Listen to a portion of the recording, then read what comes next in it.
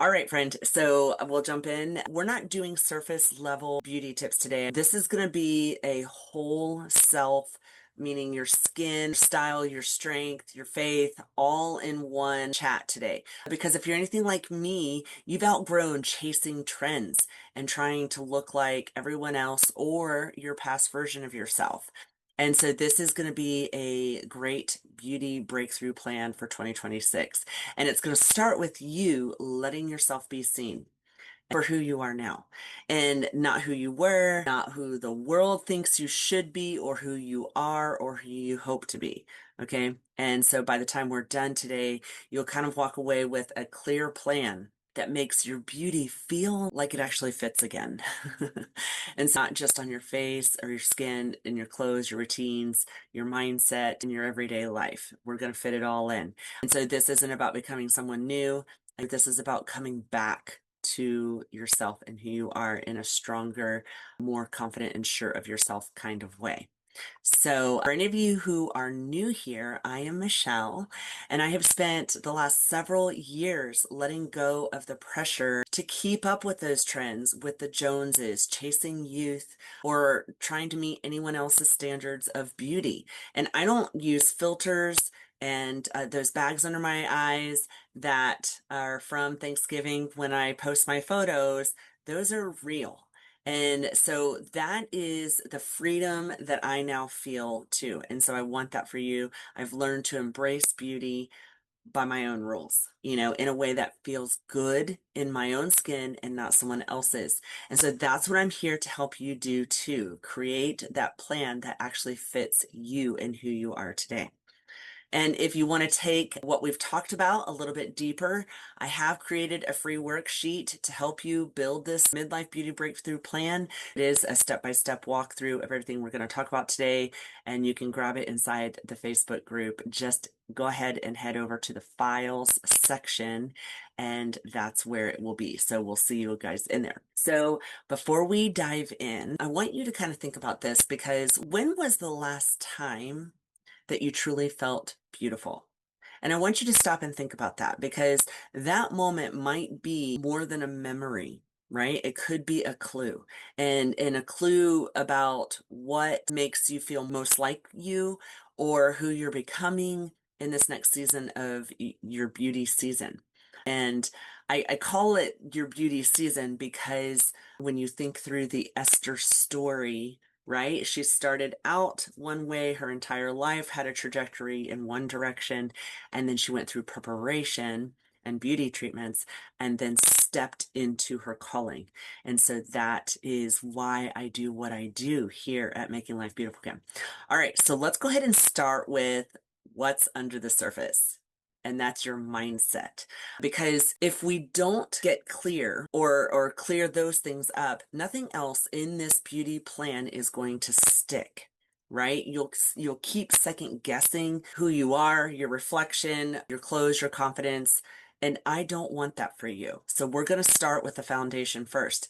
And we always do say the right things, right? Beauty is more than skin deep. Aging is a gift, or I don't care what anybody else thinks. And honestly, I believe those things too, but saying them doesn't always mean we've actually felt them.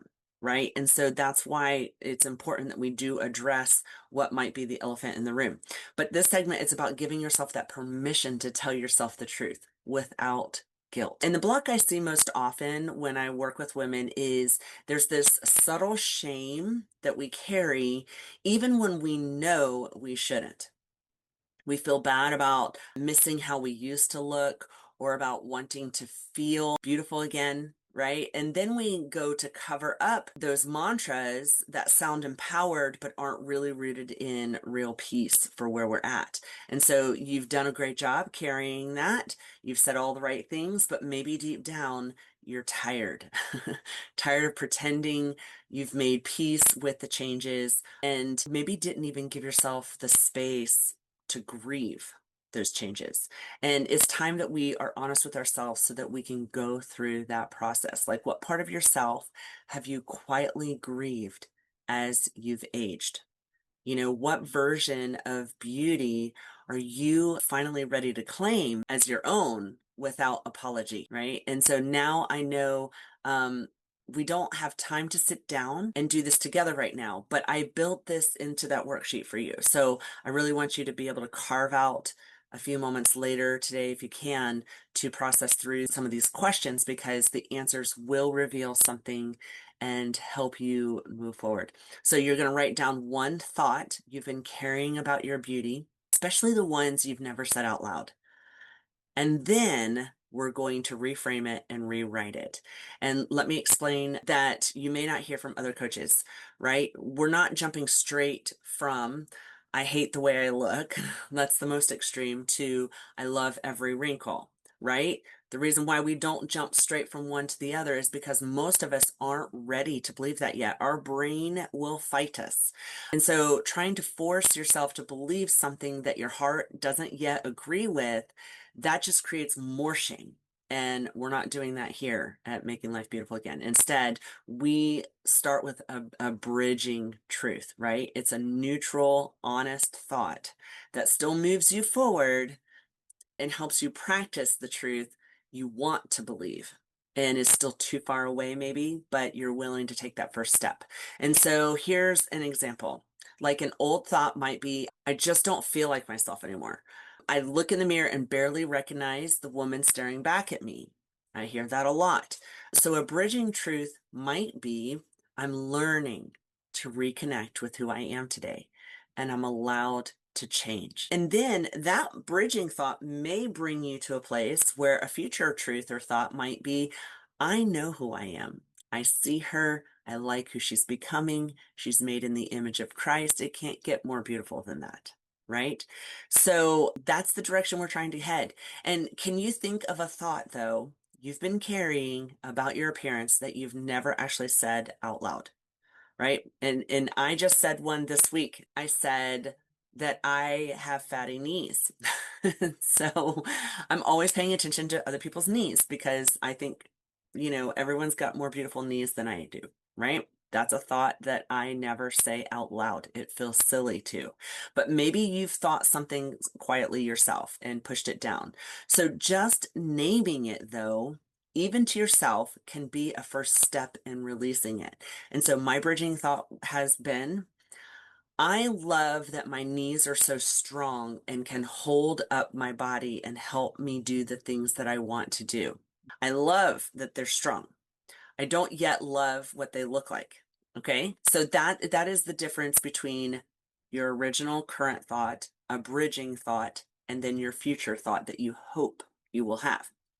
So after you've started being honest with yourself, the next layer of this beauty breakthrough plan is about visibility, letting yourself actually be seen for who you are now. And this step is one of that most of us struggle with, letting that truth be seen. Because it's one thing to say we're confident, and it's another to stop hiding. Okay. And this isn't just about showing up online or dressing a certain way. It's about how you carry yourself when you walk into a room. And it's the way you take up that space or how you don't take up that space. It's how you hold back or move forward. Okay. So for a lot of women, there's this quiet pull to stay small. We do this because we don't want to rock the boat. We don't, we kind of dim ourselves just enough to not make anyone uncomfortable. And over time, that can make it feel like you've disappeared. And even though you've been there the whole time, right? You might not think of yourself as hiding, but it can show up in subtle ways. Maybe you avoid photos or second guess what you wear or brush off compliments like they don't belong to you or keep your lips tight when you smile, right? It's not about whether you're visible to others. It's about whether you're allowing yourself to be fully seen. Okay, I hope that connects the dots for you. So letting yourself be seen doesn't mean being loud, flashy, always on. It means showing up as your true self without apology. How many of us are saying I'm sorry all the time? Right? I used to say I'm sorry all the time, and I had people correct me over and over, like, why do you say that?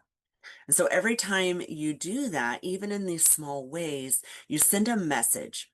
to your body, your brain, the world around you, your spirit. Um, you're now, instead of saying I'm sorry and sending the signals to your brain that say I'm gonna hide, when you start doing these other things, you're sending those same signals, but it's now saying I'm here. I'm not hiding anymore. I'm a daughter of the king. I belong, right? And here's some small ways, for example, that this might show up in your life, like wearing an outfit that you usually talked yourself out of before. And then holding eye contact for just a few more seconds when you're talking to yourself in the mirror or you're talking to someone else, right? Receiving a compliment without deflecting. That's a big one. And then saying what you really think in a conversation. So, where in your life have you been pulling back because it felt easier or safer? And then what might shift if you gave yourself a little more permission to show up fully, even if it's just one moment at a time? And so these small choices, they build confidence over time, not the kind that's loud or performative, but the kind that feels like you're at home, you're in your own body, you're in your own skin, right? And so one of the best ways to start practicing these small steps of visibility is being in a community, right? So somewhere safe where you can show up just a little bit more each time. Now, I'm totally partial to our Facebook group, Making Life Beautiful Again, because it's built for women just like you who are ready to stop shrinking and start showing up. So we're all practicing. But honestly, it doesn't have to be that Facebook group. You can do this anywhere where you feel support. So if you're not in a group yet, the link is in the caption or the show notes, and come say hi. Grab the worksheet and let yourself practice being seen in small, powerful ways. Okay, so now that we've talked about being honest with yourself and letting yourself be seen, there's one more piece we can't skip, and that's how you feel in your body. And because you can say the right things and show up on the outside, but if you still feel disconnected or critical in your own skin, that disconnect will always sneak back in different ways. And so embodiment is about more than just health and fitness or the number on the scale, right? It's about how you relate to your body, how you treat it, how you speak to it, how safe you feel living inside of it. And so when our bodies are the temple of the spirit, and these are the vessel that we have to live out our calling and our purpose, it's important to ask ourselves, how do we treat it? Most of us have learned to treat our bodies like a project, something to fix and manage and improve, but that's exhausting and it keeps you from actually enjoying who you are. But maybe you've been waiting to feel good until you take care of your body, right? And maybe you've been so focused on doing everything right, those diets, the workouts, the routines, that you've forgotten how to actually be with your body. Because those diets and the workouts and the routines, those are good. That's how you're taking care of it, right? But then there has to come a part where you enjoy being with your body. And that's the part we're talking about. So beauty isn't something for performing. It's an essence of who we are because we're his, right? We're made in his image and therefore we're beautiful. So it's just a understood thing about who we are. It's something you embody, and that starts with coming back to your body with kindness. So what would it look like if you started going to bed at a decent hour and taking care of your body? Like that right there is a question I had to ask myself several years ago. And now I have a routine that I do that. But what if your body wasn't the thing that's holding you back? You know, the weight, the wrinkles, all the things that we tell ourselves is keeping us from our calling and purpose. But what if it's the place that you come home to and helps you fulfill that purpose? Like that's a powerful thing to think about. And again, I really hope you guys go and get that workbook and just process these thoughts. But what if you didn't have to earn the right to feel beautiful? Because you already are, but you just had to reconnect with yourself one day at a time so that you started embodying that thought and believing it. That isn't about doing more, but making sure that you feel that thought more, right? And so that can look like gentle movement that feels good on your body, not a movement you're doing out of something you feel like you should do or out of punishment, but something you actually enjoy, like dancing in the kitchen while doing the dishes. Or being intentional when you're applying the lotion to your body and you're thinking, kind thoughts instead of, I hope this lotion fixed the crepey skin, right? Or looking in the mirror and meeting your eyes with kindness and as if you were just seeing a friend across the room and you were excited to see her. That is a big one. And then breathing deeply, just checking in with yourself. What do I need today? That deep breathing, and I love doing things like breath prayers. Those help me just calm the nervous system, the thing that's always fighting against myself. Because when you're in that survival place, you won't be able to do a lot of great thought work or embody work, right? So just 5 minutes a day of just connecting with your body without judgment can truly shift how you carry yourself and how you see yourself. Okay, so I know we haven't gotten to some actual practicals per se, and so here's this segment we're going to talk about that. This is how you're going to show up, how you walk out connecting with your body. And so we're going to talk about in this segment about how you show up on the outside. Okay, and style in and of itself, that word has a lot of meaning to it, but in the way we're talking about it today is not about being trendy. It's about being on purpose.